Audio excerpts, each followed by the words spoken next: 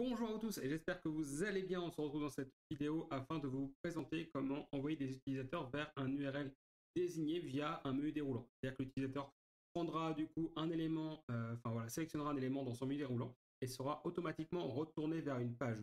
Je vous montrerai également dans cette vidéo comment faire en sorte qu'un utilisateur arrive sur une page et soit retourné directement vers une autre, un peu comme une page de redirection qui va permettre de gérer le flux. Voilà, et bien on voit ça dans cette vidéo. Alors, on se retrouve sur notre éditeur favori, éditeur Wix, et on va du coup activer le mode développeur. Pour cela, je vais sur mode développeur et activer le mode développeur. Une fois activé le mode développeur, du coup, eh bien, on va aller récupérer les éléments que nous avons besoin. Donc, dans le cas précis, nous allons avoir besoin du coup d'un menu déroulant. Donc, je vais dans Ajouter, puis dans Saisie, et ici, vous trouverez menu déroulant.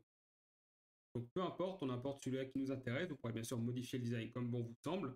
Alors vous avez deux choix. Soit on va déclencher dès que le menu déroulant change, soit on va partir sur un bouton à côté qu'on va cliquer dessus. Et bien ça va envoyer vers la page. On a les deux choix. Moi personnellement, je préfère que l'utilisateur sélectionne un élément dans le menu déroulant et soit automatiquement envoyé vers cette page plutôt que d'avoir à cliquer. Mais je peux comprendre que l'autre cas vous intéresse également. Et donc on verra ça dans une deuxième partie. Vous verrez que c'est très très simple à faire.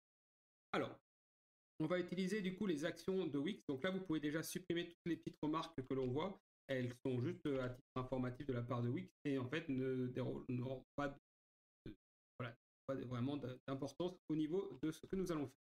Alors ici, vous allez sélectionner votre menu déroulant. Là, on voit qu'il s'appelle Dropdown 1. Alors, je vous conseille de le renommer. Et donc là, moi, je vais l'appeler tout bêtement Drop Menu. Vous allez sur le côté droit ici et dans l'idée, vous l'appelez Drop Menu. Donc maintenant, notre menu déroulant s'appelle Drop Menu. Voilà, jusqu'ici, c'est assez simple. Ensuite, on va voir les actions de notre menu déroulant ici.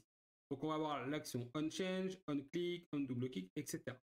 Donc nous là, ce qui va nous intéresser, c'est quand notre menu déroulant, quand l'utilisateur va avoir changé l'élément de notre menu déroulant. Donc pour cela, on va faire OnChange.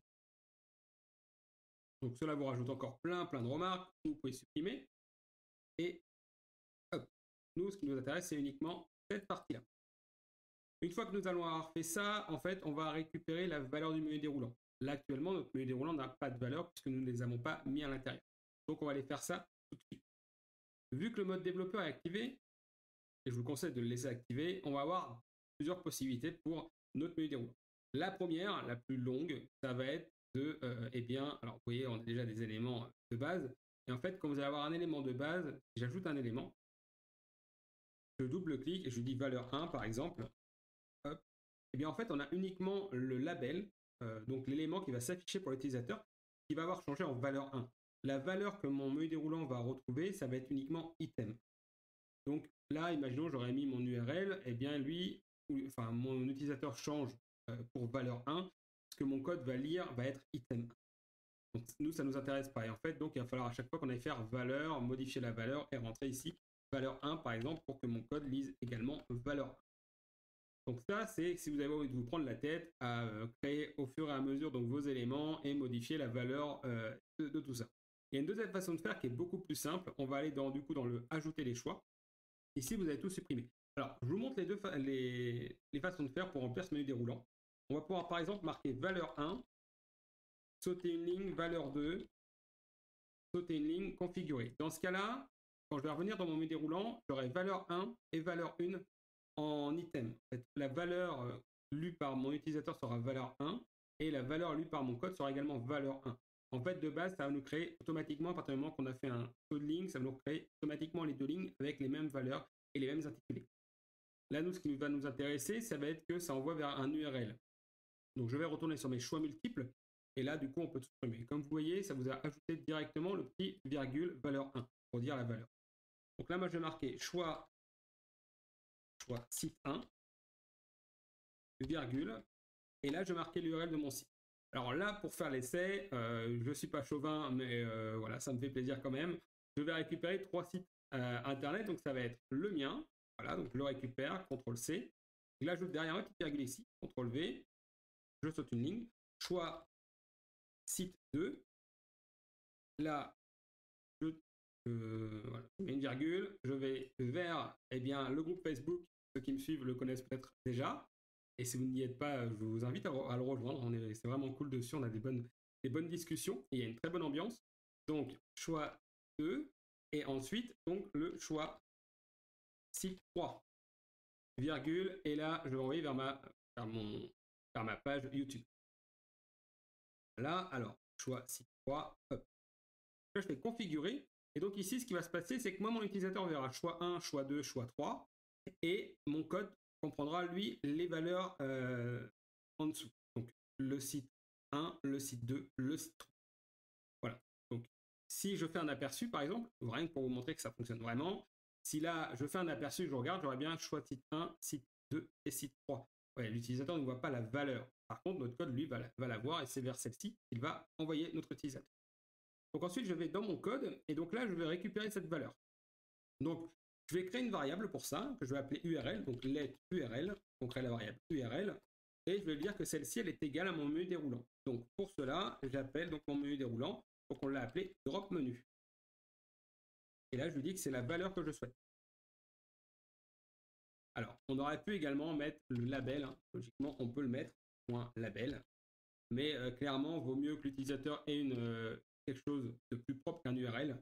Et donc, du coup, on va aller sur .value. Ça, on récupère vraiment la valeur. Et ensuite, on va s'appuyer sur une bibliothèque, une API proposée par Wix, qu'on va importer sur cette page, qui est Wix Location. Donc là, je vais du coup importer, donc import, tac, Wix Location from Wix Location. Voilà. Tac, et ensuite, ce qui va se passer, je vais dire que je souhaite envoyer vers celle-ci, donc Wix Location.to, et là, URL. Voilà. Tout simplement. Donc là, si je publie, tac, et que je me rends sur mon site, ici j'ai bien mon menu déroulant, et si je sélectionne du coup, alors, si c'est bon, il fallait juste être un peu plus patient.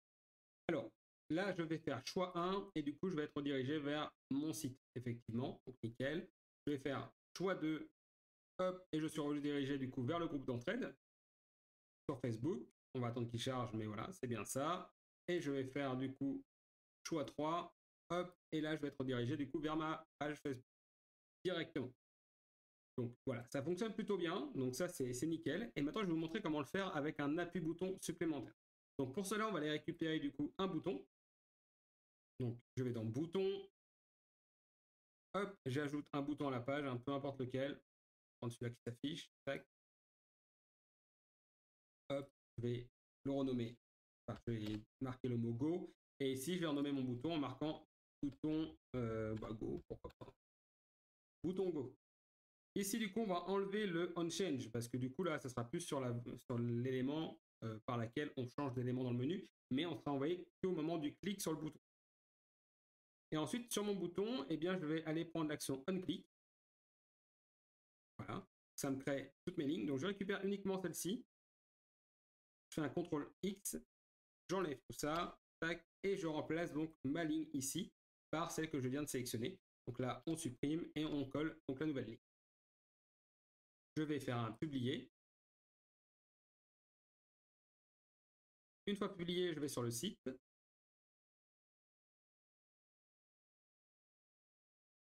Et maintenant qu'on est sur le site, je vais sélectionner un élément. On aura bien voulu charger. Hop. Voilà, choix 2 par exemple, et je vais faire Go. Et donc là, je suis bien envoyé vers mon groupe d'entraide. Donc c'est nickel. Hop. Donc voilà comment ça fonctionne. Simple et efficace, j'ai envie de vous dire. Et donc, je vous dis à très vite pour un nouveau tuto.